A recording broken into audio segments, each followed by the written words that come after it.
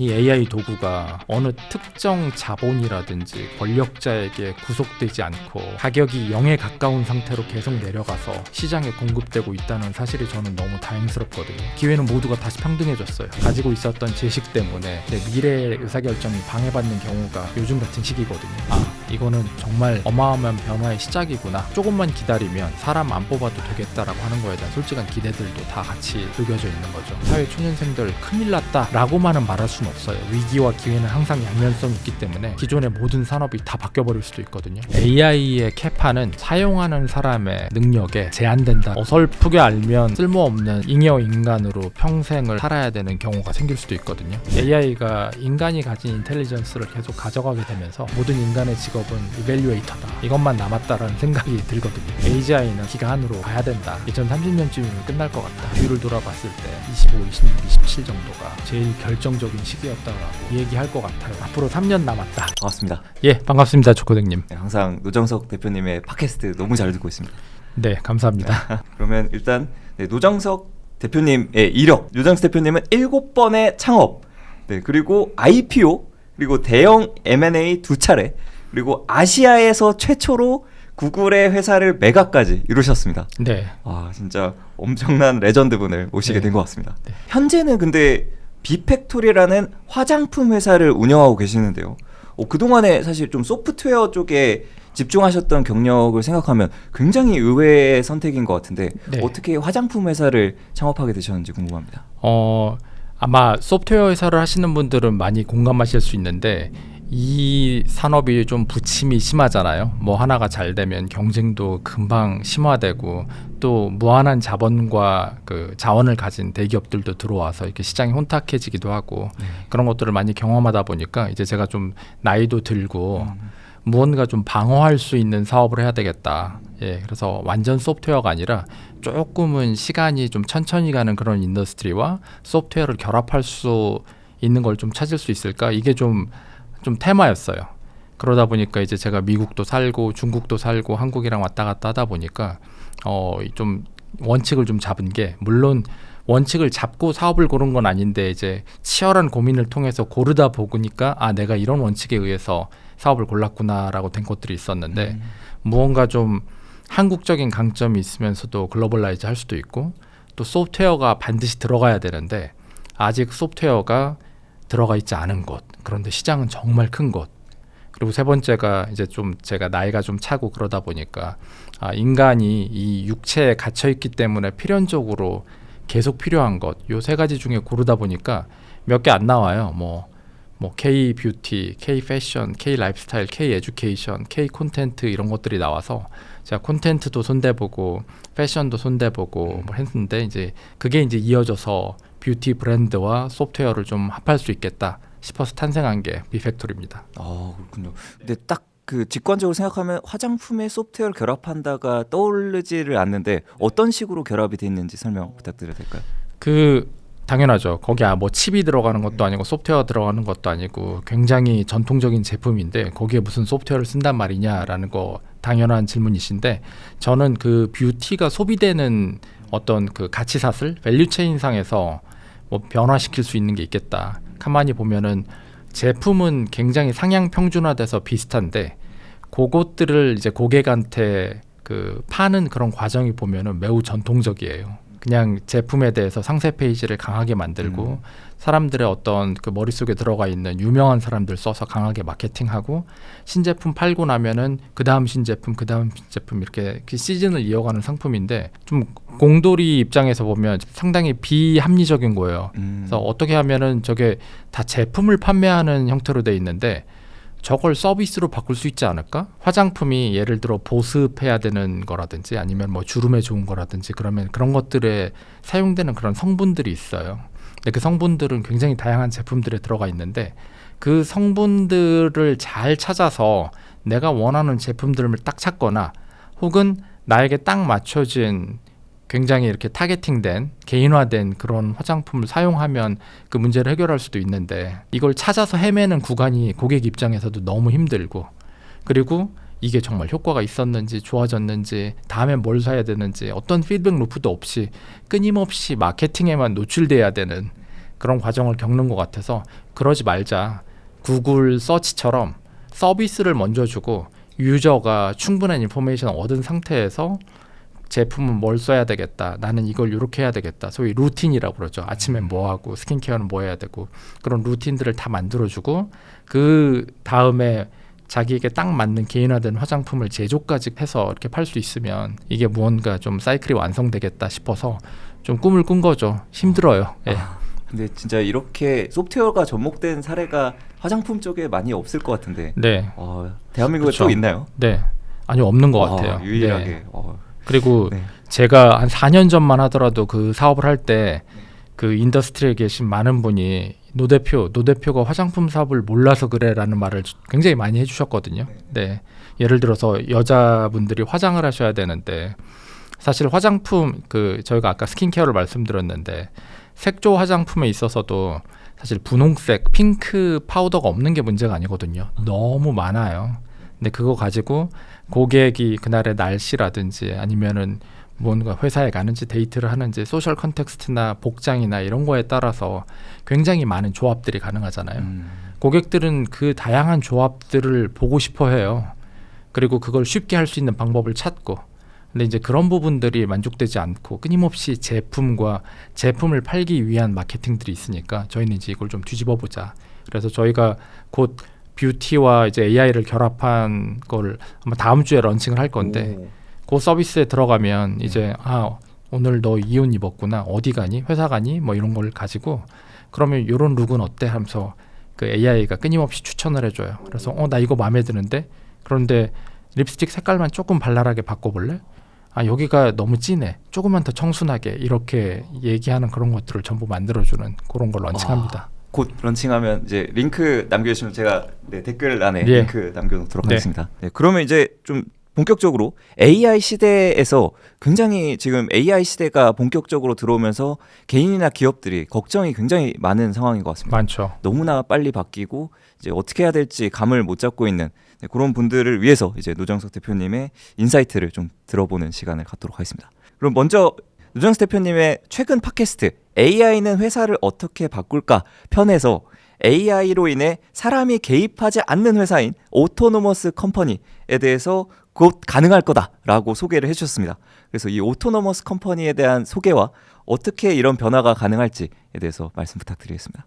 제가 많이 예제로 드는 게 이제 테슬라의 자율주행인데 사실 운전이라는 행위는 굉장히 기본적이고 널리 퍼져 있는 뭐 경제 활동이기도 하잖아요. 네. 그런데 이제 그 부분이 기계가 들어와서 어떤 정보를 보고 운전하는 그 행위 자체는 그냥 다 자동화를 시켜주고 그 남는 시간에 인간은 그 안에서 훨씬 더 상위적인 일들에 집중할 수 있도록 한다라는 게 어떤 큰 틀이잖아요.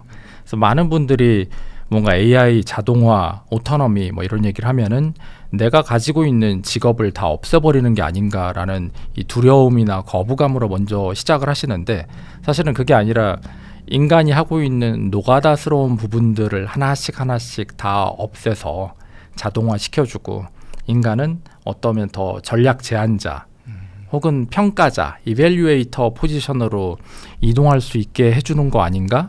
이런 개념으로 말씀을 드린 거였고요.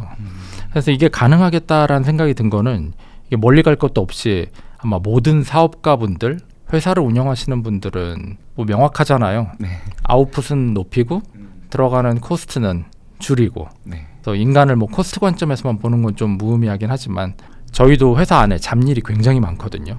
예, 브랜드를 만들고 제품을 만들고 판매하면 고객들의 평가가 있고 그 평가한 것들에 따라서 또 뭐 가공해야 될 데이터도 많고 판매하고 나면 뭐 이런저런 데이터들이 굉장히 많은데 이런 것들을 다 융합해서 보는 게 굉장히 힘들어요. 그냥 하루하루 경영자들이 직관적으로 이미 알고 있는 그런 것들에 따라서 이렇게 경영을 하는데 제가 그 안에 있는 것들을 하나씩 AI로 계속 자동화를 했거든요. 예를 들어 뭐 하루 판매가 끝나고 나면 그날 있었던 것들을 한번 회고를 해야 되는데 그걸 매일 사람이 하는 건 굉장히 힘들거든요. 그래서 그걸 한번 시스템으로 만들어 보자 이렇게 얘기를 했는데 그 시스템을 만드는 것조차 불가능한 거예요. 처음부터 소프트웨어 회사들이나 게임 회사들처럼 혹은 제가 경험했던 어떤 큰 IT 회사들이나 깔끔하게 설계된 그런 틀 안에서 서비스가 만들어지면 좋지만 대부분의 서비스들은 막 만들어지거든요. 그러다 보니까 분석이 안 돼요. 예를 들면 저희가 상품을 판매하는 게 한 120종 이렇게 되는데 그 120종의 제품 이름들이 마케터들이 세월에 흐르면서 이벤트를 하거나 프로모션을 걸거나 이런 것들에 따라서 그때그때 제품명이랑 옵션을 다 바꿨어요. 그러다 보니까 데이터베이스가 실제로는 100종의 제품에 대한 판매가 있어야 되는데 5,000종이 있는 거예요. 근데 5,000종이 있는데 소위 이걸 패턴 매치를 통해서 노멀라이즈를 하는 거는 불가능에 가까운 거죠.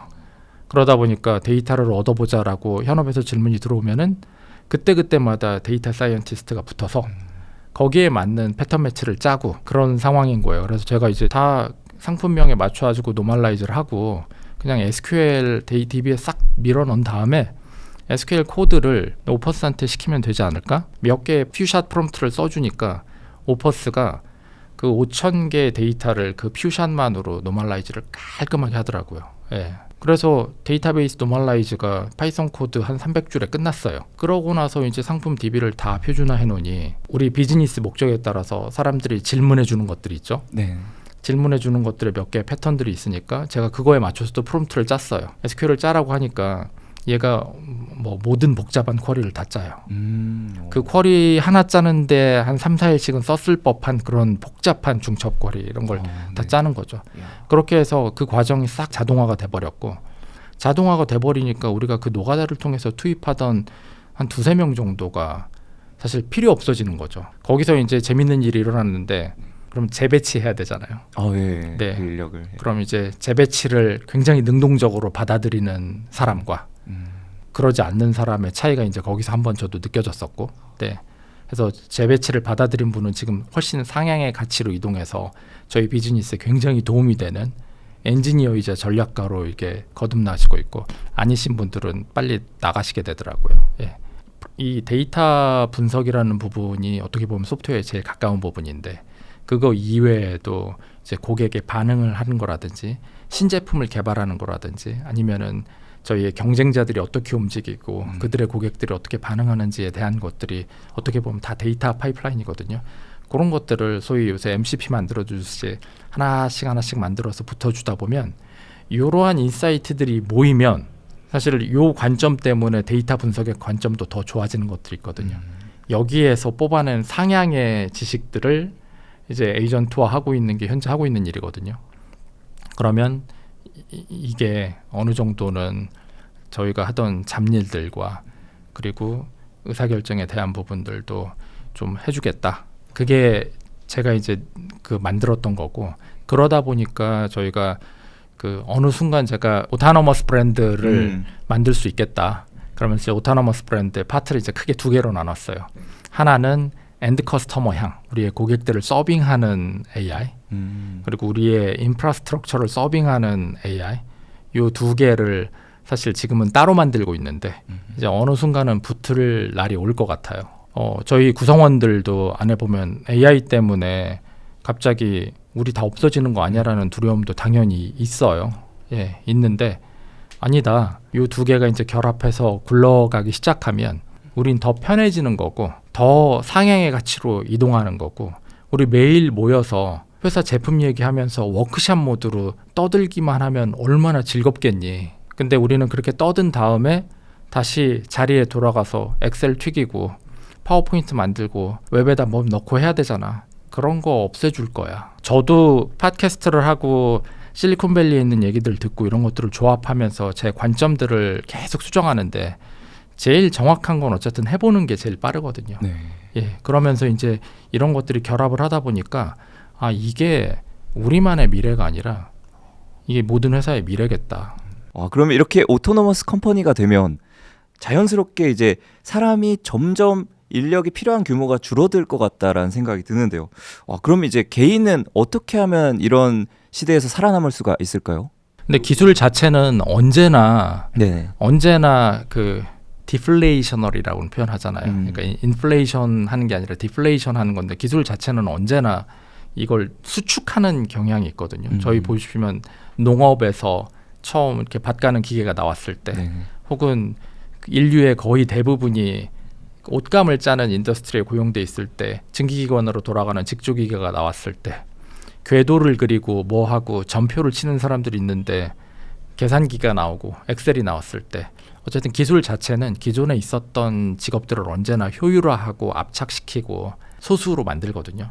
이번에도 다르진 않을 것 같아요. AI 역시도 굉장히 많은 부분들을 확 줄여내지만 이게 부정적인 것만은 아니거든요. 저희 예전에 생각해 보시면 지금은 스타트업 파운더라고 하면 하나의 직업으로 인정받잖아요. 지금은 하나의 새로운 직업군으로 스타트업이 인정받는 시기잖아요. 그런 식으로 어떤 기술 변화라든지 사회 변화에 따라서 새로운 직업군이 탄생하는 걸 저희 이미 봤기 때문에 AI 때도 저는 마찬가지일 거라고 봐요. 예.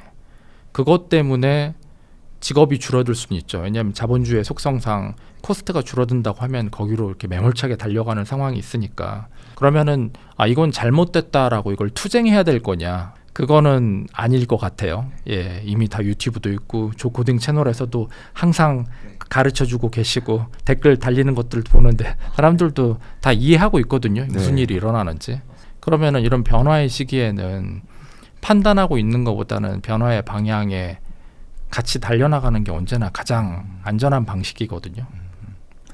그러면 이제 개인은 어떤 방향으로 달려가야 이 혼란한 이 AI 시대에서 살아남는 사람이 될 수가 있을까요? 어떤 능력을 좀 키워야 될까요? 비유가 적절할지 모르겠는데 마이크로소프트 오피스가 처음 나왔을 때 그거를 제1번으로 써서 본인들이 가지고 있던 어떤 업무를 체계화하고 디지털의 특성을 풀리 이용해서 재확대 생산하거나 복사하거나 이런 걸 잘했던 분들은 그 시기에 굉장히 큰 베너핏을 얻었잖아요.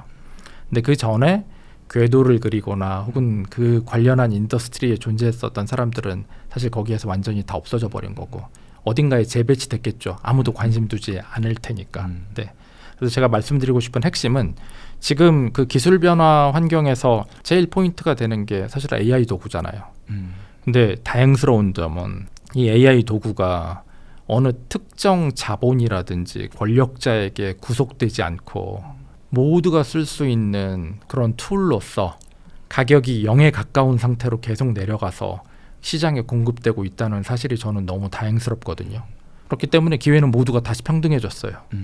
그걸 내가 적극적으로 받아들이고 내 업무가 되었건 내 삶이 되었건 이 도구에 대해서 연구하고 어떻게 하면 내가 이걸 가지고 더 잘 활용할 수 있구나라고 끊임없이 질문하고 학습하는 사람과 저런 게 있대라고 하는 사람은 언제나 갈리거든요.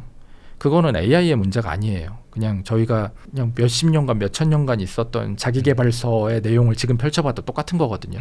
AI의 문제나 이런 게 아니라 그냥 개인의 애티튜드나 의지의 문제로 다시 수렴된다. 그렇기 때문에 지금 살아남는 개인이 되기 위해서는 첫 번째로는 기술 변화 환경, 기술 환경의 변화를 좀 적극적으로 이해하려고 노력하고 그리고 내가 기존에 가지고 있었던 관념 이런 것들이 지금 다 깨지고 있는 시기니까 그런 신념에서 스스로를 좀 언런, 러닝만큼 언런이 매우 중요한 시대를 살고 있다.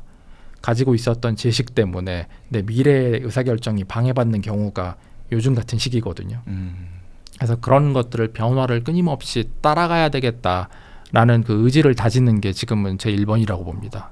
그리고 대표님께서 또 다른 인터뷰들에서 되게 유익한 말씀을 많이 해주셔서 네. 이런 거 같이 이 자리에서 나눠보면 좋을 네. 것 같겠다라고 생각이 들었는데요. AI 시대에는 노하우가 아니라 노와이, 즉 방법이 아닌 이유를 알아야 한다. 이런 말씀도 주셨는데 이거에 대한 소개 한번 부탁드립니다. 그게 앞에 방금 제가 드린 답변이랑 비슷할 것 같은데 저도 매일 이런 고민을 하거든요. 저도 아이가 있고 그리고 제 아이 걱정이 아니라 당장 저희 회사부터 저부터도 이런 변화 때문에 비즈니스 환경이 매일 단위로 바뀌거든요. 두려움이 있어요. 우리가 힘들게 그 모델들을 조합해서 익스터널 프레임워크로 만들어 놓은 것들이 그냥 모델 하나가 똑똑한 애가 다 해버리면 어쩌지? 우리가 옵솔리트 돼버리면 어쩌지라는 그런 고민을 항상 갖고 있거든요. 그런 생각을 하고 있는데 네. 그런데 어느 날 갑자기 일어나니까 그 생각이 드는 거예요. 인간의 쓸모는 의지를 발현하거나 신뢰를 제공하는 거 말고는 아무것도 쓸 게 없겠구나라는 생각이 드는 거예요. 난 이걸 해야 되겠어.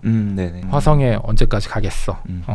나는 이걸 하려고 태어났어. 뭐 이런 의지를 발휘하는 거나 아니면은 신뢰를 제공하거나 이런 두 개 말고는 없겠다라고 생각이 드는데 사실 그 의지를 발휘한다는 것 자체가 굉장히 많은 정보와 경험과 이런 끝에 이렇게 쫙 창발 이머지하는 그런 현상이거든요. 그래서 이제 제가 아마 그러한 것들을 의미하면서 이제 노하우는 모델들이 다 처리를 해줄 거고 우리는 인생의 의지, no why가 사실은 그 의지에 대한 거거든요. 내가 왜 이걸 해야 되는지, 내가 이걸 하기 위해서 태어났어. 우리의 삶이 무한하지 않다는 그 유한성 때문에 생기는 것들이거든요. 그게 없다면 아마 그냥 평생 놀걸요. 그 유한성 때문에 이걸 이 시기에 반드시 해야 된다라는 그런 목적성이 생기는 거고.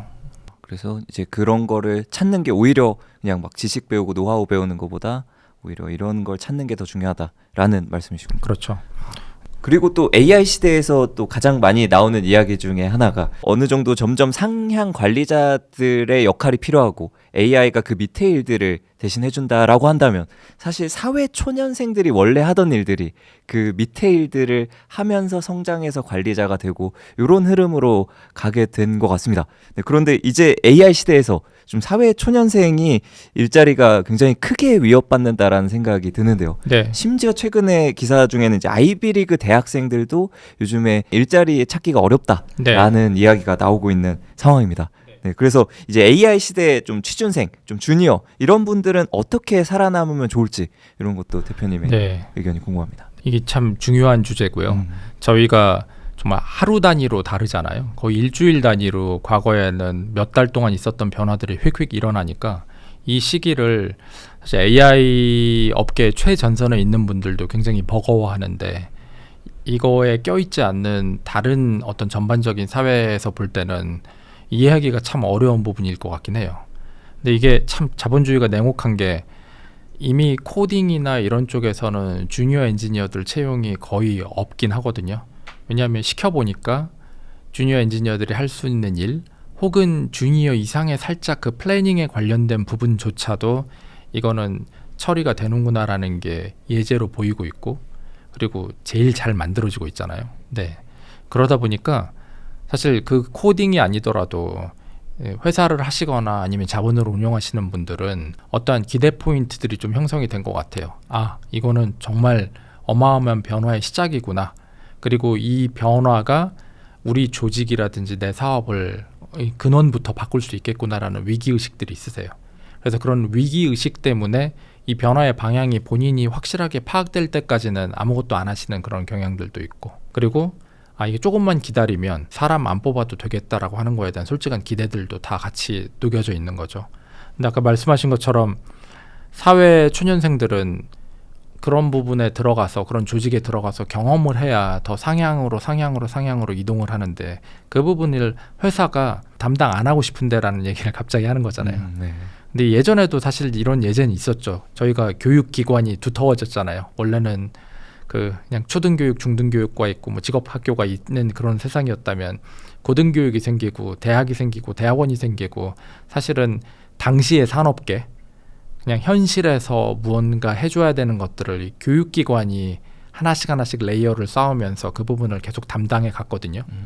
똑같은 일이 일어나지 않을까 싶어요. 지금 주니어 엔지니어나 사회 초년생들이 부여받지 못하는 그런 일들 프로젝트를 강하게 하고 끊임없는 시행착오를 하면서 이 본인의 어떤 스킬을 키워내야 되는 그런 구간들이 자본이 그 돈을 들여서 내가 그걸 감당하지 않겠어. 왜냐하면 대안제가 너무 훌륭한 게 있거든요라고 얘기하고 있는 상황이기 때문에 이거는 사회적으로 또 누군가는 키워내야 되는 거니 거기에 관련된 교육기관이 생기고 국가 지원이 들어가든지 혹은 오히려 더 그런 부분들이 또 어떤 그 마켓 다이내믹스가 있으니까 창업이 더 활성화돼서 그 창업을 통해서 주니어들이 압축된 성장을 하든지 혹은 AI라는 도구 때문에 기존에 있었던 우리가 이제 고용을 담당해야 되는 기업들의 롤들 역시 없어져 버릴 가능성도 있거든요. 그런 것 때문에 이 오히려 주니어들이 더 이 사업들을 디스럽트 해버리는 소위 와해적으로 혁신해버리는 그런 것들이 올 수도 있는 거고 이거는 알 수가 없는 것 같아요. 근데 얘는 이제 저희가 조금 더 변화를 지켜봐야 하는 그런 과정에 있기 때문에 주니어 엔지니어들, 사회 초년생들 큰일 났다 라고만은 말할 수는 없어요. 위기와 기회는 항상 양면성이 있기 때문에 거꾸로 보면은 AI를 가지고 그 생산성과 도구에 굉장히 능통한 주니어들이 세상의 모든 룰들을 무시하고 난 이렇게 할래라고 하는 것들로 기존의 모든 산업이 다 바뀌어버릴 수도 있거든요. 저는 이럴 가능성도 굉장히 높다고 봅니다. 그리고 그러한 가능성에 저희는 더 투자를 해야 된다고 생각해요. 그렇기 때문에 주니어들이 교육 기회를 받지 못합니다라는 부분들은 이거는 양날의 검일 거다. 그냥 무조건 문제고 누군가 국가가 책임을 지거나 누군가 그 문제를 야기한 사람이 그것만 책임져야 되거나 이러진 않을 것 같아요. 근데 이 부분에 대해서 저는 제일 좋은 게 성공 예제가 하나 나오는 걸 것 같거든요. 미국에서 보면 커서 같은 회사 20대 중반에 이제 막 대학 졸업한 사람들이 창업해가지고 9빌리언 한국 돈으로 12조 되는 돈인데 그런 부가 1년 만에 탄생하는 것들을 또 보여주고 있기 때문에 지금 주니어 엔지니어들 아이비리그 졸업생들 구글에 취직 못했다. 걔들이 그럼 취직 못했으니까 울고 있을까요? 아닐 거예요. 또 한 명, 두 명씩 해서 와이컴 들어가고 뭐 하고 다른 변화들을 또 이미 적응하고 있으니 그걸 가지고 누군가 저렇게 해서 큰 돈 벌었대라는 예제가 생기면 또 골드러시가 될 거라는 생각도 들고 거꾸로 보면 제가 아까 러닝 이외에도 언러닝이 굉장히 중요하다라고 말씀드렸잖아요. 네. 이미 기성화된 사람들은요. 라이프 스타일을 살아보니까 바꾸는 게 정말 힘들어요. 가족의 오블리게이션, 그다음에 사회의 어떤 관계의 오블리게이션 이미 짜져 있는 이렇게 해서 성공과 실패를 반복하면서 뭔가 다들 인생의 어떤 관점들이 꽉 짜져 있거든요.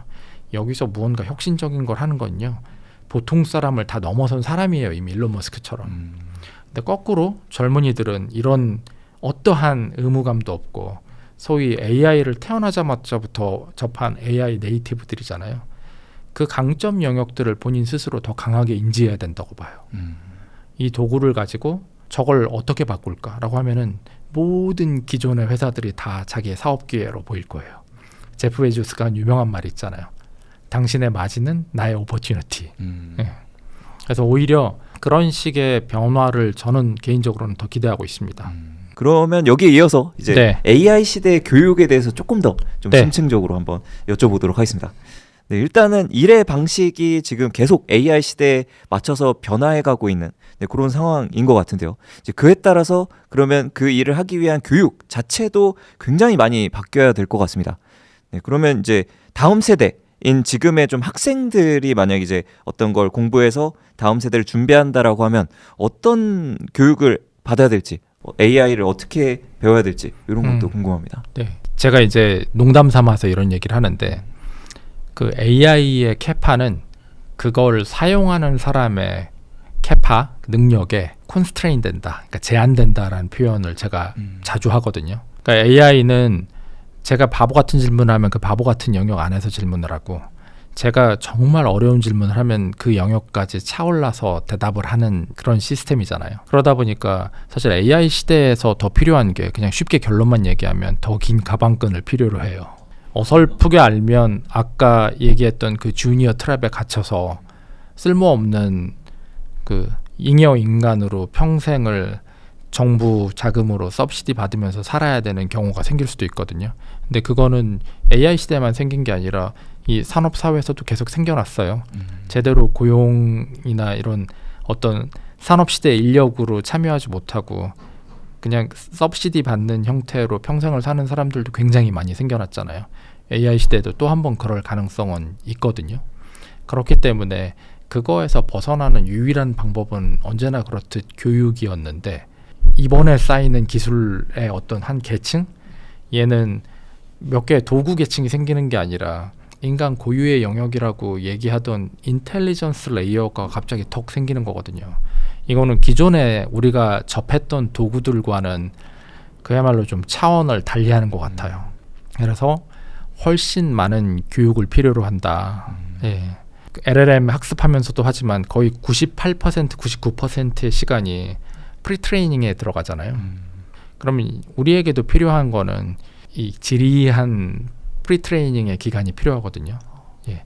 제프 힌튼 교수님은 그렇기 때문에 디지털 지능이 인간을 압도한다라고 얘기하거든요. 왜냐하면 웨이트 가져 카피해버리면은 바로 환벌 생기고 거기에 칩 붙이면은 바로 인텔리전스에 다른 개체가 생겨나는 거니까. 근데 인간의 교육은 그 우리가 육체에 갇혀 있기 때문에 무언가 수많은 데이터를 넣고 그거를 다시 어떤 상위적인 어떤 가치로 바꿔내는데 굉장히 긴 시간이 들어가잖아요. 네.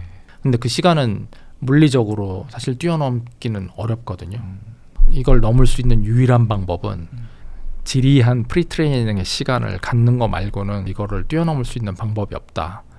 그러니 제 1번 바로미터로 볼 수 있는 거는 독서량, 책을 몇 권 읽었는지. 지금은 이해가 안 돼도 그냥 읽어, 외워놔.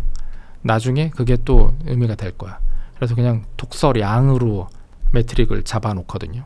근데 그렇게 보다 보면은 어느 순간 사실 성장하잖아요. 네. 꼭 사회에 가서 몸으로 배워야 되는 게 아니라 어마어마한 데이터를 읽는 것만으로도 사람들을 굉장히 캐파가 많이 증가하거든요. 그렇기 때문에 제가 이제 질문에 너무 돌아서 답변을 하는 건데 여기는 왕도가 없다.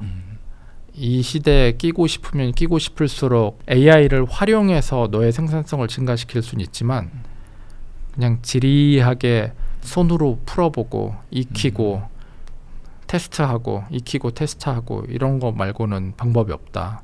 그래서 이 과거보다도 더 심하게 수학 교육이 훨씬 더 깊게 받아야 되고 물리도 받아야 되고 화학도 다 알고 있어야 되고 생물도 다 알고 있어야 되고 전부 다 알고 있어야 된다. 야. 나이가 젊으면 젊을수록 쇼츠나 챗GPT가 블렛으로 해주는 거를 경계하고 싫어해야 돼요.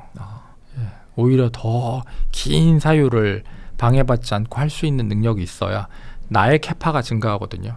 나의 캐파가 증가해야 AI 캐파도 그만큼 끌어올 수 있기 때문에 지금은 옛날보다 훨씬 더 공부 많이 해야 된다. 지금 기준으로는 박사 정도는 해야 예전 학사 졸업하는 것과 비슷한 거 아닌가? 뭐 이런 생각 좀 들어요. 그러면 이제 전반적으로 좀 이제 다음 세대의 교육에 대한 이야기를 나눠봤는데요. 근데 그렇다면 이미 지금 이 AI 시대에 이미 성인이고 이미 직장인이고 이미 사업을 하고 있다면 네. 사실 어느 정도의 그 이미 기본 지식이 어느 정도 예전에 쌓여온 상태로 있는 분들이 있을 텐데 그런 분들은 이제 어떻게 이 AI 시대에 맞춰서 좀 공부를 하고 나아가야 될까요?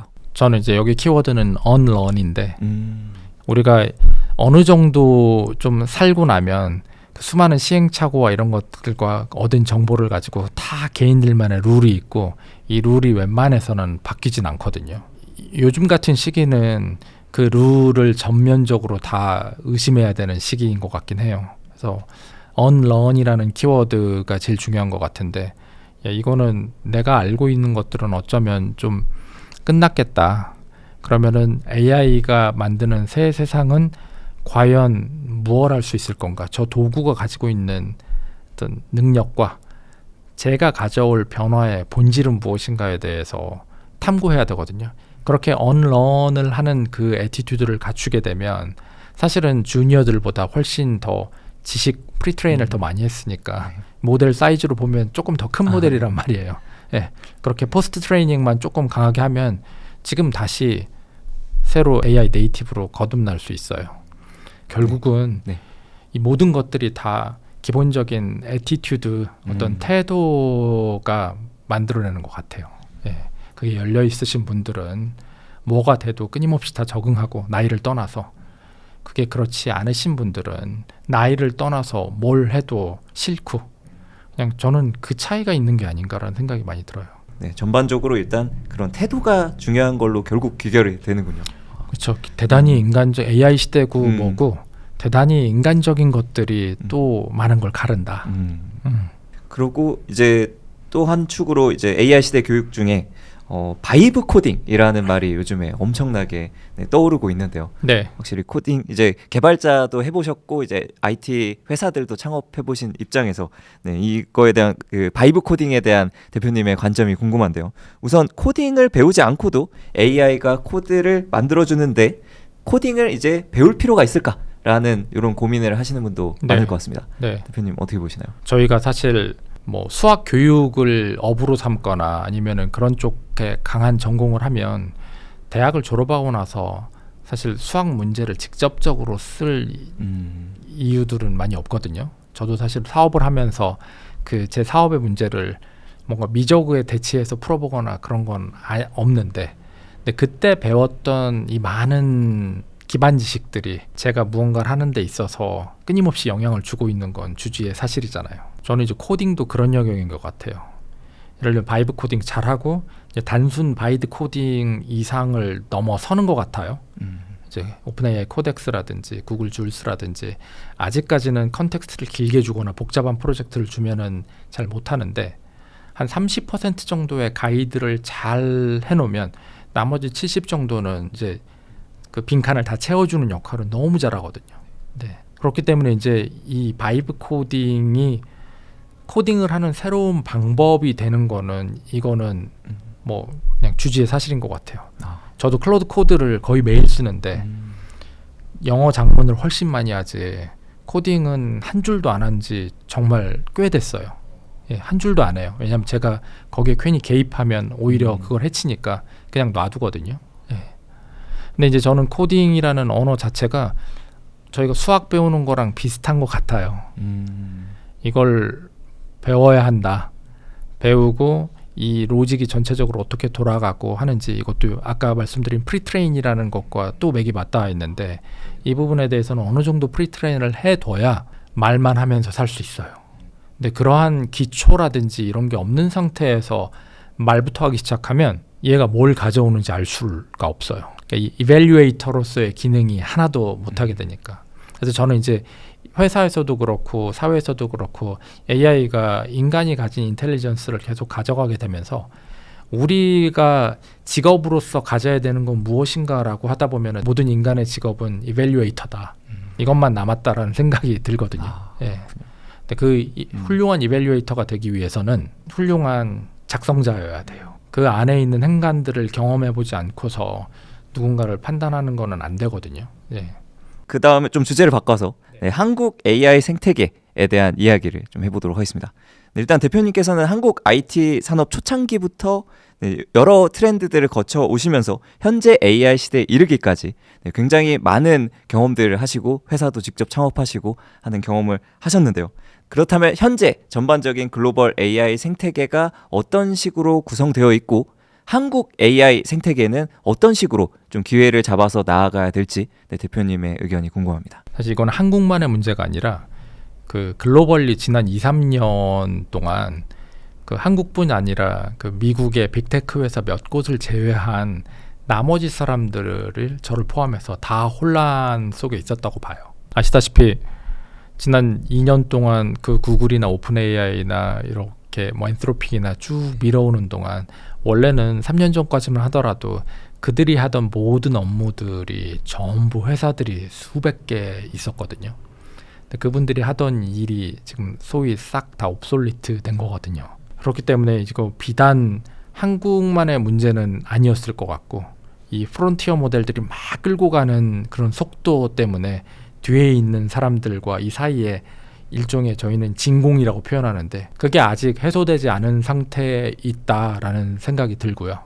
그리고 그때 이제 2010년 후반때 AI를 창업했던 굉장히 많은 회사들이 지금 다 없어졌어요, 솔직히. 그래서 지금 월 단위로 빅테크 회사들이 AI 시대를 새로 이렇게 계속 정의하고 있기 때문에 우리가 어떻게 해야 된다라는 거를 저도 지금 모르겠어요. 혹은 이게 얘기한다고 해서 한 달 있다가 맞을 가능성도 없고. 그래서 한국 사회뿐만 아니라 전체적인 AI 인더스트리가 이런 문제가 있는 것 같은데 지금 한 가지 확실하게 어떤 트렌드로 서고 있는 거는 야, 그럼에도 불구하고 돈을 내는 고객들은 그게 챗 GPT건 뭐건 자기 문제 해결되는 게 중요하니까 그 문제 해결되는 로직을 잘 만들어놓은 어떤 서비스 회사들을 선택할 거다라는 가정이 있는 것 같고, 그런 가정 때문에 이제 Y컴이나 Y컴비네이터라든지 이런 엑셀러레이터에서 AI 응용 레이어에 있는 회사들 거기에 굉장히 많은 투자들을 하고 기회를 보고 있는 것 같다는 생각이 들어요.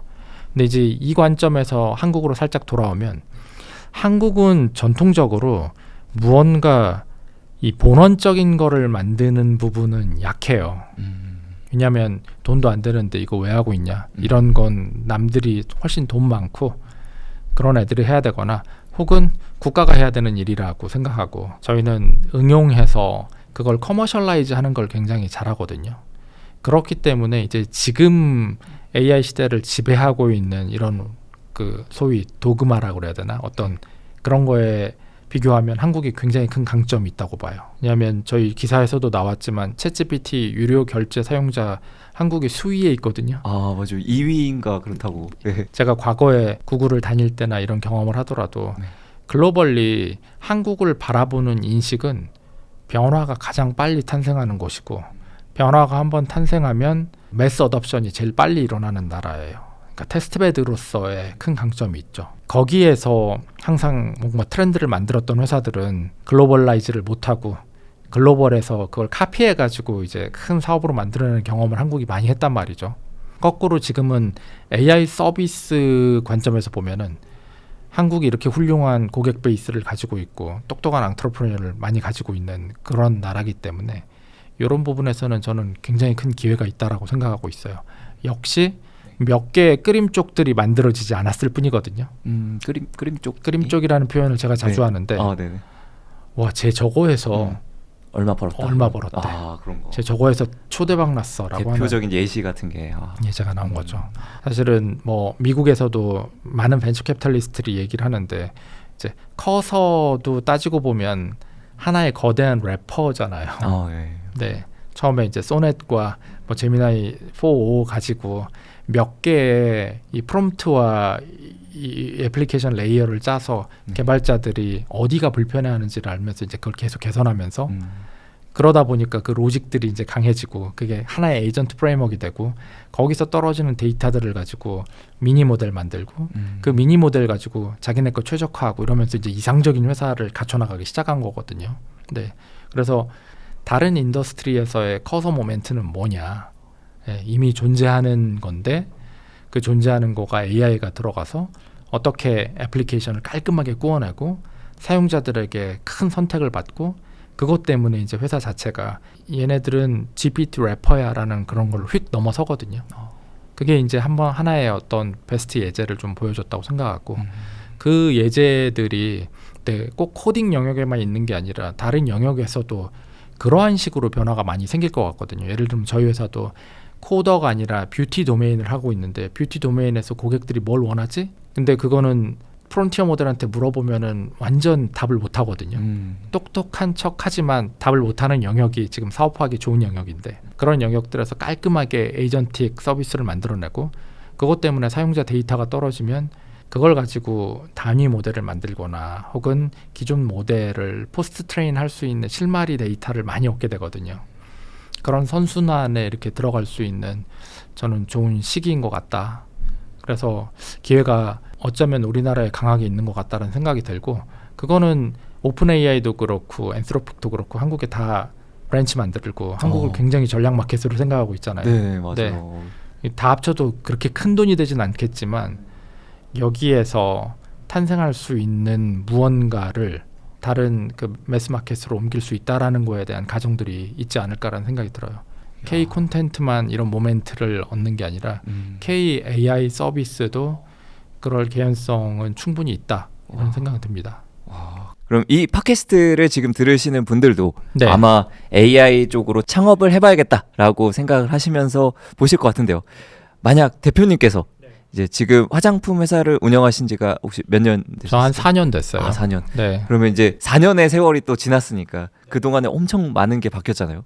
그래서 만약 대표님이 지금 창업을 한다라고 네. 한다면 어떤 쪽으로 창업을 하실지 궁금합니다. 자, 아까 초두에 말씀드렸던 그 오토노머스 컴퍼니 네, 회사 자동화 부분이 안에 할 게 굉장히 많을 것 같고 네, 회사들의 니즈도 굉장히 클 것 같거든요. 그러니까 이게 심하게 요약하면 팔란티어 같은 회사가 하고 있는 일이거든요. 네. 예를 들면 AI나 소프트웨어 테크놀로지의 어떤 그 기존에 활용이 없었던 거대 인더스트리 그러나 AI나 소프트웨어가 들어가면은 큰 혁신이 일어나고 생산성 증가라든지 새로운 혁신이 일어나는 영역들을 만나지 못하고 있었던 부분을 팔란티어 같은 회사가 들어가서 그 둘 사이를 연결하면서 문제들을 정의하고 찾고 그걸 솔루션화 해가지고 해내고 그걸 굉장히 큰 부가가치로 바꿔내는 것들을 많이 했잖아요. 네. 제가 보면 이제 팔란티어가 이것도 뭐 제가 생각한 개념은 아니고 저도 어떤 김민석 대표라고 굉장히 똘똘한 친구가 이 현상을 디파인 해주면서 저한테 가르쳐 준 건데 팔란티어 같은 회사가 AI 시대의 새로운 맥킨지다, 전략 컨설팅 회사다 라는 얘기를 했었는데 저는 이 부분이 당장은 제일 기회가 크게 있어 보여요. 아직 그 예를 들어 컨슈머 인터넷, 챗GPT라든지 구글 검색이라든지 이런 부분들은 저희가 그냥 서비스로 들어가기에는 굉장히 좀 그 투자가 커요. 그리고 만들어야 되는 전선도 굉장히 넓고 그래가지고 그 부분에 대해서는 확률이 그닥 높지 않다라고 생각이 들고 오히려 B2C는 오히려 생각지 못했던 엔터테인먼트 부분이라든지 소셜 서비스라든지 이런 부분들, 컨텐트 사이드라든지 이런 부분에 훨씬 큰 기회가 있을 것 같고 그런 부분들은 뭐 논리로 정의할 수 있는 게 아니거든요. 예술의 영역이기 때문에 오히려 한국의 젊은이인 분들은 그런 쪽에도 기회를 분명히 볼 수 있을 거다라는 생각이 들어요. 예. 또 요새 보면 그 인스타그램이나 유튜브 같은 데서도 VO3 AI 제너레이티드 영상으로 굉장히 시적절하게 이런 클립들을 해서 뷰를 만들고 있는 크리에이터들을 보면서 아 역시 한국은 이런 부분에 강점이 있구나라는 이런 생각이 좀 들고 오히려 아까 말씀드렸던 대로 그냥 그 논리를 따지는 그 창업가로서 해보려면 수많은 인더스트리 와이드에 AI가 들어가서 생산성을 증가시키고 안에 있는 데이터를 구조화하고 더 나은 어떤 경영 프레임워크를 만드는 그런 부분들이 사업 기회가 굉장히 있다라는 생각이 들어요. 저희 회사가 그 처음 설명해드린 이 데이터 로직도 그거 그냥 장난으로 만든 거였는데 처음에 회사에 와서 뭐 저희 회사가 어떻고요 이렇고요라고 이런저런 얘기를 하시면 사람들이 그건 다 기억 못 하시는데 눈에 그 만들었던 그 데이터 그거 우리도 필요한데 이런 얘기는 굉장히 많이 하셔서 그런 것들이 이제 저도 아 이게 사업기회구나라고 많이 느끼고 있어요. 그렇군요. 그럼 대표님께서 이제 자주 말씀하시는 내용 중에 AI 기업의 생존 방법이 크게 두 가지가 있다라고 말씀 주셨습니다. 그래서 첫 번째로는 이제 AGI의 API를 제공하는 영역이 있고 또 두 번째로는 좀 어려운 말씀을 주셨는데 non-verifiable을 verifable로 바꾸는 클로즈 루프 피드백 시스템을 만드는 것이 중요하다라고 말씀 주셨는데 이 내용이 일단 딱 들었을 때 너무 어려운데 어렵죠. 이거에 대해서 한번 풀어서 설명을 부탁드리겠습니다. 그걸 더 쉽게 얘기하면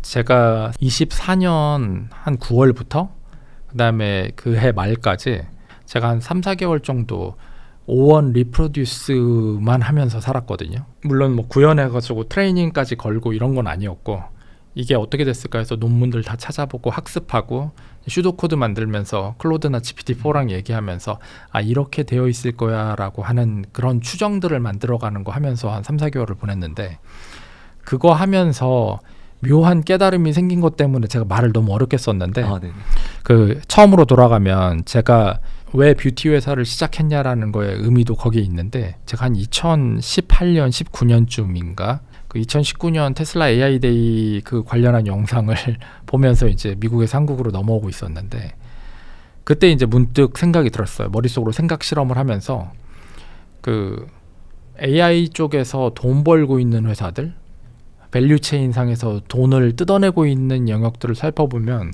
딱 두 개밖에 없다. 첫 번째로는 직접 API를 팔고 있는 회사들, 구글이나 오픈 AI나 뭐 이런 엔비디아. 그래서 AGI 인프라와 직접적으로 관련을 맺고 있는 빅테크들 몇 개만 돈 벌고 있고 사실 얘네들 때문에 나머지 작은 플레이어들 다 없어졌거든요. 그리고 나머지 하나는 테슬라 같은 부분.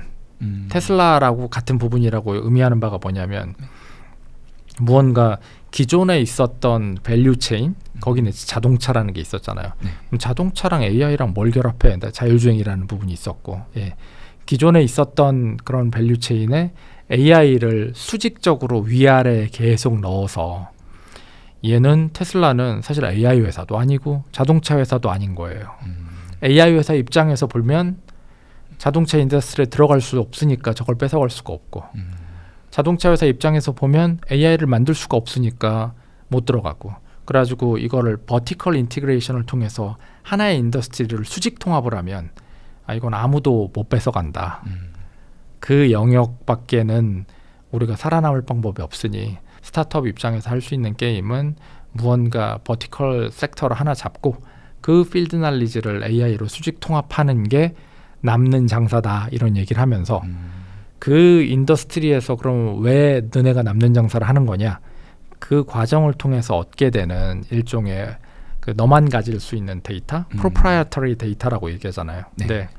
그 데이터가 생기기 때문이고 그게 유일하게 AGI 프로바이더로부터 사업을 지킬 수 있는 유일한 해자다. 뭐 이렇게 심하게 요약을 했었는데 물론 지금은 또 약간은 블러해요. 나만이 가질 수 있는 데이터 요것도 좀 경계가 모호해지는 모호해지지 않을까라고 생각을 하는데 여전히 유효하다고는 생각합니다. 왜냐하면은 네.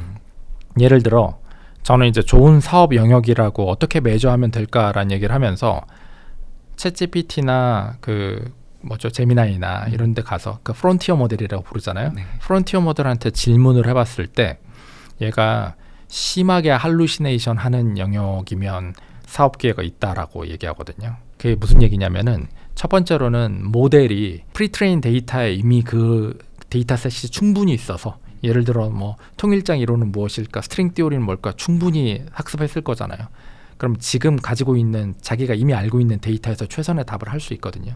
근데 그 프리트레인 데이터셋에 없어서 학습을 못했거나 학습을 못하면 저희가 보통 라그를 통해서 컨텍스트를 잘 만들어줘야 되잖아요. 소위 그라운드 해줘야 된다는 얘기 하잖아요. 근데 컨텍스트 그라운딩이 잘 안 되는 영역, 컨텍스트 그라운딩이 잘 안 되는 영역은 뭐냐면 걔네가 갖고 있는 그 데이터 그 뭐죠 리트리버의 한계가 있어서 의존하고 있는 구글이나 빙의 검색 엔진에서 끌어오는 데이터가 일단 후졌기 때문에 안 되는 영역, 혹은 아예 못 갖고 오는 영역, 이런 것들이거든요. 모델이 할루시네이트를 하는 조건이 두 개거든요. 프론티어 모델일수록 이 두 개의 조건이 만족이 안 되면 마음껏 할루시네이트를 해요. 그 영역이 좋은 사업 영역이다. 왜? 그 걔네가 답 못하는 영역들에 네가 깔끔한 프레임워크를 만들면 챗GPT와 비교되는 다른 버티컬 서비스가 될 수 있는 거거든. 이런 얘기를 했었던 거거든요. 네. 근데 이제 걔를 더 이제 기술적으로 정의하려다 보니까 제가 말이 어려워진 건데 네. 아까 얘기한 대로 제가 O1을 다시 리프로듀스 하는 거에 막 빠져서 지난 겨울에 3개월을 살았는데 그거를 다 해결한 게 첫 번째로는 그 코엔이 이제 QWQ라는 모델을 내면서 QWQ를 통해서 리즈닝 데이터셋들을 이렇게 밖에서 다른 도메인에서도 막 재현할 수 있었고, 무엇보다도 그냥 어떻게 만들었는지를 확 보여준 게 그 딥시크의 그 R1 논문이었거든요. 근데 그거 R1 논문을 보면서 이제 소위 무릎을 탁 친 거죠. 첫 번째로는 R1이라는 모델을 만들기 위해서 얘는 모델을 계속 괴롭혀야 되잖아요. 레인포스먼트 러닝을 통해서 끊임없이 더 질문을 해보고 틀렸으면 틀렸다, 맞으면 맞았다라고 하면서 모델 자체가 더 리즈닝을 길게 하면서 답을 결국은 맞추도록 하는 어떤 인센티바이즈를 한 거거든요. 근데 이거의 큰 틀은 답이 있는 문제들이었어요. 다. 예, 수학이라든지 네. 아니면 코딩이라든지 다 무언가 답을 명확하게 만들 수 있는 소위 이밸류에이터가 명확하게 존재하는 영역들의 문제를 한정하고 얘를 컴퓨팅 자원을 무한히 투입해가지고 그 넓은 스페이스를 계속 서치한 거거든요. 그러면서 맞으면 포지티브 피드백을 얻고 틀리면 네거티브 피드백을 얻으면서 그걸 계속 하다 보니 얘가 리즈닝 능력이 확 증가한 거거든요. 그리고 꼭 수학 문제나 컴퓨터 문제를 하지 않더라도 얘가 이제 그런 성향으로 학습이 됐기 때문에 무언가 논리가 개입되는 영역이 있으면 길게 리즈닝을 하면서 답변의 퀄리티를 증가시킨다라는 게 이제 저희가 얻었던 큰 틀이었고, 사실 리즈닝 모델 때문에 저희 리즈닝 모델의 출현, 테스트 타임 컴퓨트 이런 것들이 작년 여름부터 지금까지를 지배하고 있는 큰 틀이거든요. 네. 이제는 그것 때문에 리즈닝 모델이 아니더라도 이제 인스트럭트 모델이랑 리즈닝 모델의 경계도 이제 굉장히 허물어졌고, 근데 이제 그걸 가만히 보다 보니까 아까 제가 모델이 할루시네이트를 하는 그런 구간이랑 이게 연결되는 이야기인데, 이게 이제 요 non verifiable, verifiable 바꾸는 클로즈드 루프 이 얘기가 나오는 건데, 네네. 명확하게 얘기하면은 걔도 verifiable reward가 있기 때문에 이게 학습이 됐던 거거든요. 네. 예. 근데 verifiable reward가 없으면 학습이 안 돼요. 예를 들면은 제가 또 저희 회사에서 하나의 실패 사례가 이거에 깨달음을 얻는 데 영향을 미쳤는데, 제가 뭘 만들고 싶었냐면 이 사람들의 메이크업 있죠, 여자분들이 하는 그 메이크업을 LLM을 통해서 제너레이트를 하고 싶었어요. 충분히 프롬프팅을 잘하면 우리가 원하는 데이터 세트를 굉장히 많이 제너레이트 할 수 있을 거다라고 했는데, 제너레이트는 잘해요. 제너레이트는 하지만 그 제너레이트하는 수많은 데이터를 사람이 보지 않고서는 좋다 나쁘다를 얘기할 수가 없어요. 이밸류에이터가 안 만들어져요. 그리고 그 이밸류에이터를 사람으로 놓더라도 사람이 좋은 거 나쁜 거를 하기에 너무 이게 디스크리트하지가 않아요. 그냥 이게 컨티뉴어스한 베리에이션이 너무 많아가지고 이런 문제들이 엄청나게 많겠구나. 예를 들면 저희가 지금 예를 들어 법령? 법령이라는 게 존재하지 않는데 LLM한테 만약 물어봤으면 할루시네이트 할 거예요. 근데 얘가 그걸 다 학습했죠, 소위. 근데 그 법령이라는 것 자체는 우리가 수많은 세월을 거치면서 사람들이 이건 옳은 거다 그른 거다라고 하면서 나름의 이밸류에이션 세트를 다 만들어 놓은 게 법령이잖아요. 네, 학습해서 얘가 똑똑해진 거거든요. 그때부터는 얘가 옳고 그름에 대한 판단을 한단 말이에요. 근데 그게 없으면 그 영역들은 모델이 스스로 무언가를 품질 있게 제너레이트를 못하는구나라는 거 이제 깨닫게 된 거죠.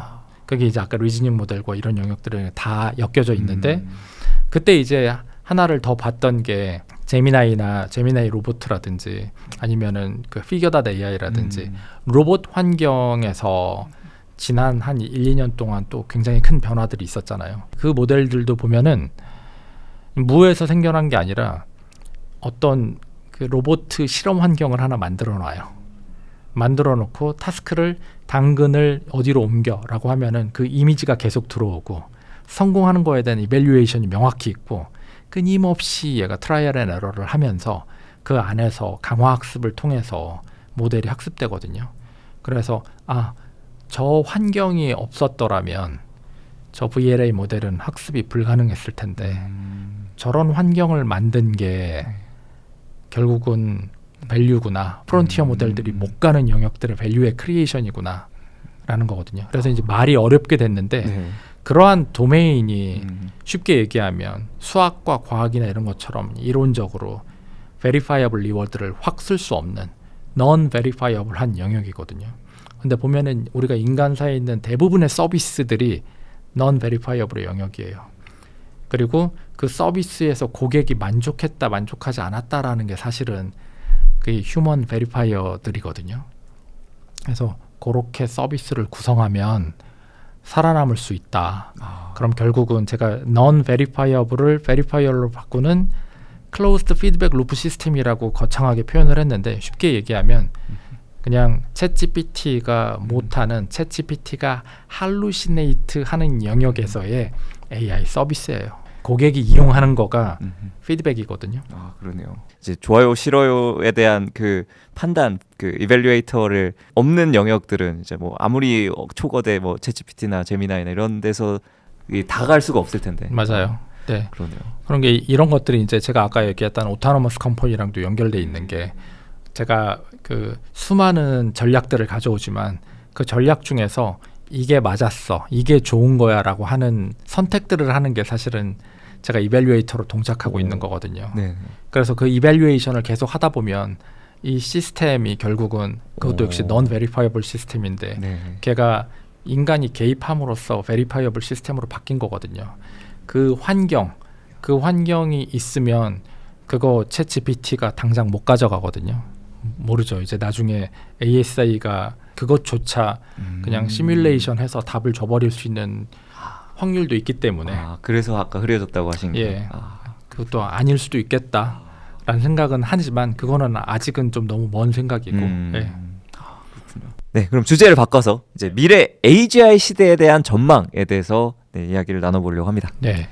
대표님께서 생각하시기에 AGI, ASI 이런 개념들이 요즘에 많이 화두가 되고 있는데 네.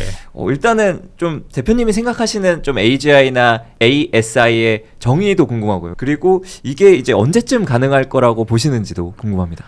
대부분 많이 빨리 보는 분들은 2026년, 27년 보고 있고 늦게 보시는 분들은 2030년 보고 있는데 사실 저희가 한 10년 전까지만 하더라도 초지능은 2050년 정도 될 거다라는 예측이었거든요.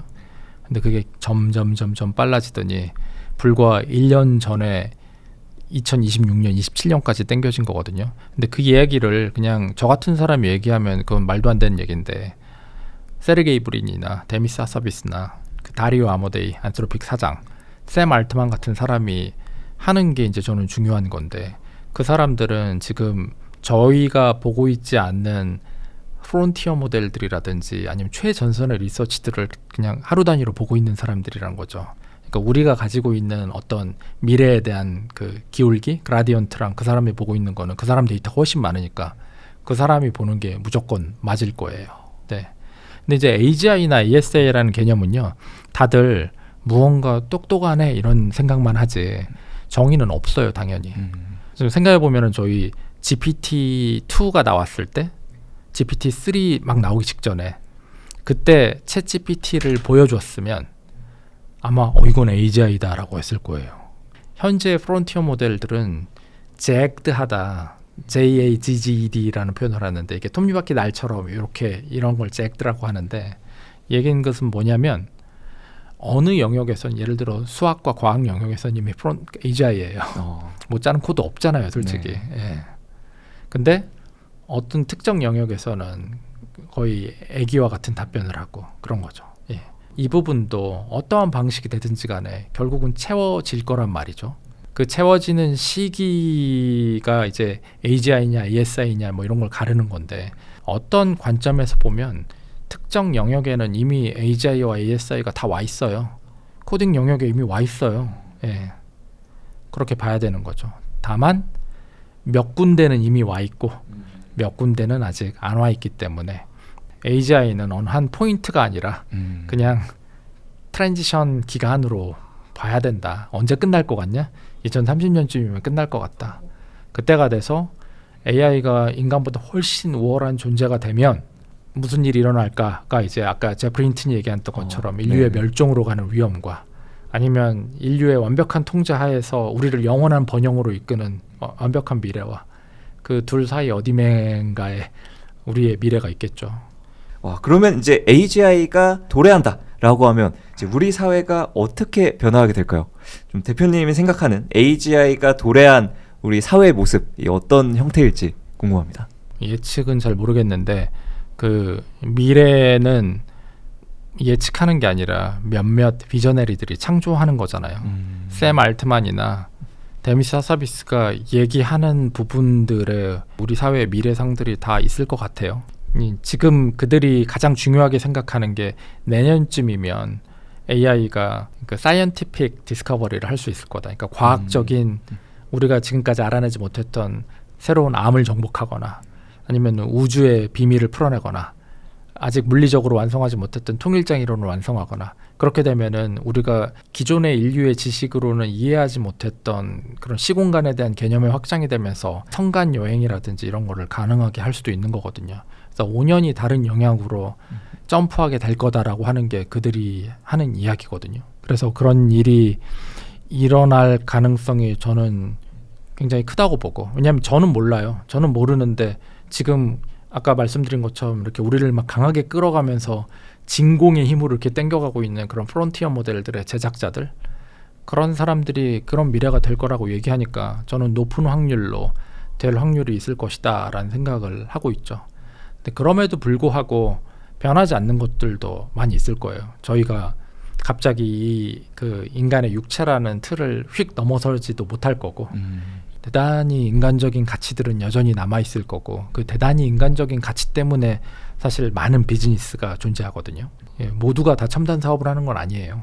예, 그걸 하는 몇 개를 빼고는 다 대단히 인간의 기본적인 욕구나 생존을 서스테인하기 위해서 다 있는 것들이라서 그건 변하지 않는 상태일 텐데, 그 우리 나머지 환경들이 막 바뀌겠죠. 근데 이제 중요한 건 그게 남 얘기냐 네 얘기냐가 중요한 거다. 그냥 앉아가지고 샘 알트만이랑 데미스 하사비스가 어떻고 남의 회사 걱정하는 거 할 수 있지. 그럼 그 변화의 틀에서 너의 사업은 뭐고 너는 어떤 변화를 만들었냐. 사실 이제 그런 것들이 훨씬 중요한 저는 화두라고 생각해요. 그러면 AGI 시대가 도래한 이후에 이제 남아있는 인간만의 고유성이 있다면 어떤 게 있을까요? 저도 그 부분에 명확한 답은 사실 없어요. 그냥 어설프게 생각하면 점점 더 인간은 우리가 하루하루 귀찮게 해야 되는 생산의 고통, 의무의 고통에서 계속 해방되는 방향으로 나아갈 테니 오히려 더 우리 인간이 무언가를 성취하고 나면 그 다음이 있잖아요. 예를 들면 뭐 인간 고유의 성취, 우리 스포츠 스타라든지 뭐 역경을 극복한 스토리라든지 뭘 이룬 거라든지 이런 것들, 그다음에 한편의 감동적인 영화 이런 것들의 가치는 여전히 유효하니 오히려 그런 쪽으로의 가치들이 훨씬 더 증가하겠다. 그리고 여전히 저희 시간을 보는 시계 뭐 이런 개념은 당연히 예전에 카시오가 전자시계를 만들면서 다 끝장냈지만 지금 스위스 시계 업계는 어마어마한 호황이잖아요. 사람들의 럭셔리에 대한, 그다음에 차별화된 뭔가는 장인의 어떤 가치를 느낄 수 있는 이런 가치들은 끊임없이 생겨나거든요. 바둑이 가장 먼저 AI에 충격을 받은 그 섹터거든요. 알파고가 2016년에 가서 끝장내줬으니까. 그래서 그럼 바둑이 망했냐? 아니거든요. 진화했거든요. AI와 공존하면서 같이 AI의 기보에 도움을 받으며 새로운 것들에 대해서 탐구하고 그거에 대해서 감탄하면서 와 이렇게 하는 그런 시기로 진화했거든요. 근데 여전히 바둑의 진정한 가치는 AI랑 두는 게 아니라 사람과 사람이 두는 그 스포츠성의 밸류가 여전히 크게 남아있거든요. 그래서 저는 그런 인간적인 스포츠의 영역이라든지 창조의 영역이라든지 예술의 영역이라든지 브랜드의 영역이라든지 이런 호모 루덴스와 관련된 이런 부분들의 가치는 훨씬 더 증가할 것 같고, 인간만이 할 수 있었던 그런 고급 직업의 영역들은 어쩌면 조금씩 더 코마디타이즈 될 가능성이 있는 거죠. 그러면 이제 마무리를 앞두고 있는데요. 네, 그 전에 또 인상적인 말씀하신 게 있어서 한번 여쭤보고 싶은데 2021년 티타임즈 채널에 인터뷰에 나오셔서 하신 말씀인데 지금 AI에 발담그지 않으면 또 한 번 버려진다라는 제목의 영상에서 AI에 올라탈 기회가 3년밖에 남지 않았다라는 말씀을 주셨습니다. 네. 그래서 지금 이미 이제 3년이 지난 시점 2025년이 됐는데 그 현 시점에서 이 기회의 창은 어떻게 변했는지, 그리고 앞으로 기회가 얼마나 있을지 이런 것도 궁금합니다. 그때가 시기상으로 챗GPT가 나오기 전이었었던 것 같고 사실 저는 GPT-3의 등장에도 굉장히 흥분하던 때였거든요. 사실 이거는 대단한 진보였기 때문에 그게 간단한 인스트럭션 튜닝으로 챗GPT가 될 줄은 진짜 꿈에도 몰랐는데 그러나 그 GPT-3가 그 퓨샷 이그젬플을 가지고 뭔가 제너럴 태스크를 처리하는 게 저한테는 굉장히 충격이었고, 이게 됐다는 얘기는 더 좋은 것들이 이제 가속화된다는 이야기였기 때문에 아마 3년은 약간 그냥 쇼하는 발언이었을 가능성이 있는데 3년 또 지났죠.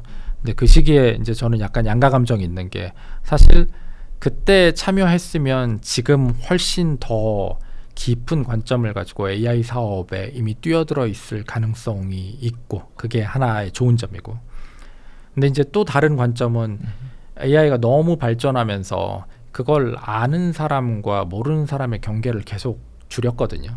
제가 그래서 앞에 A Great Reset이라고 말씀드렸던 건데 조금 더 많이 알거나 더 깊이 아는 거에 어드밴티지가 많이 줄어있는 상황이기 때문에 참여하지 않았던 사람한테는 거꾸로 그냥 AI를 API로만 접근하고 현재 에이전트 프레임워크들만 돌리면 되는 소위 루비 온 레일즈 같은 게 돼 있기도 하거든요. 그렇기 때문에 반은 맞고 반은 틀린 것 같아요. 그때 얘기했던 거. 네, 모르겠어요. 이거는 뭐 시기를 예측할 수 있는 게임은 아니기 때문에 저희가 어떻게 보면은 지금 나중에 한 10년 후에 되돌아보면 2025년, 26년 이때가 제일 변화가 극심한 때였고 30년 정도에서 뒤를 돌아봤을 때 25, 26, 27 정도가 제일 결정적인 시기였다라고 얘기할 것 같아요, 느낌상.